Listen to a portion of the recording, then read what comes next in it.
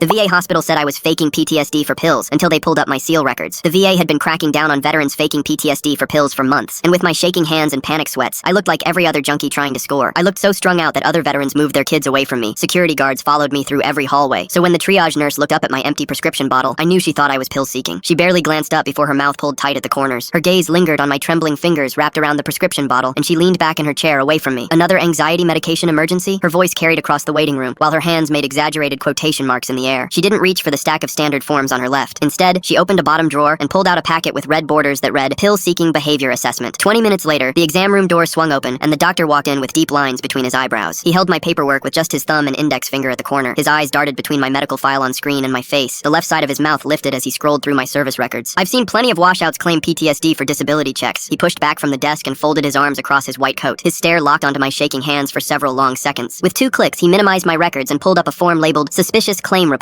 He typed a few more lines into the fraud report, then pushed his keyboard away to study me. His upper lip curled as he took in my 3-day-old clothes. His chair squeaked as he rolled further from where I sat, shaking. Another addict using the VA as a free fix. His pen pointed at my trembling hands, then moved up to circle the air around my sweating face. He grabbed his prescription pad, but instead of writing medication, he scrawled pill-seeking behavior across it. The letters got bigger and darker with each word. He held it up like evidence before adding it to my file. He slammed my file shut and reached for the phone on his desk. His fingers jabbed at the numbers while he kept one eye on me like I might lunge at him. He covered the receiver with his hand, but I could still hear him asking security to come to exam room 3. Your neighbor should know she's babysitting for an addict. His free hand moved to his computer mouse and clicked through several screens until he found what he wanted. Red text flashed across the monitor. Flag patient, pill-seeking. He hit enter with more force than necessary. Then he pulled up another form, and I caught the words 72-hour psychiatric hold at the top. My stomach dropped when I saw the checkbox for report to security clearance board. The 3 beeps brought guards running like I was an escaped animal. They slammed me down so hard my teeth clicked together. My prosthetic ripped off completely, and they kicked it across the room like garbage. Look at this stolen valor trash. The doctor grabbed my hair and lifted my head to spit in my face. Pathetic junkie playing soldier. He wiped his hand on his coat like I was contaminated. The nurse drove her knee between my shoulder blades while preparing the syringe. They held me down like a rabid dog that needed to be put down. The needle went in before I could say, Admiral. The door slammed open mid-injection. Where's the seal you're putting on psychiatric hold? The VA administrator stood there with her phone pressed to her ear. Someone was screaming on the other end. The doctor looked up confused. The pill seeker? He pointed at me on the floor. That's the classified operation survivor testifying to Senate Armed Services tomorrow. Naval Command tracked him here when he didn't show for testimony prep. Her eyes took in everything. Me sedated on the linoleum. My prosthetic thrown in the corner. Security still pinning me down. The doctor's face went from confused to terrified. The administrator dropped beside me checking my pulse. Security guards scrambled backward. The doctor stared at my real service record on screen showing 3 purple hearts and a Navy cross. I didn't know he was actually. The nurse dropped the syringe and pressed herself against the wall. The administrator screamed into her phone about Narcan and federal charges. The doctor slumped mumbling about his medical license while his face went gray. 6 months later, I testified twice. First to Congress about the classified mission, then in federal court about what they did to me. The doctor got 18 months and lost his license. The nurse was banned from healthcare. They treated me like an animal, but they're the ones who ended up in cages.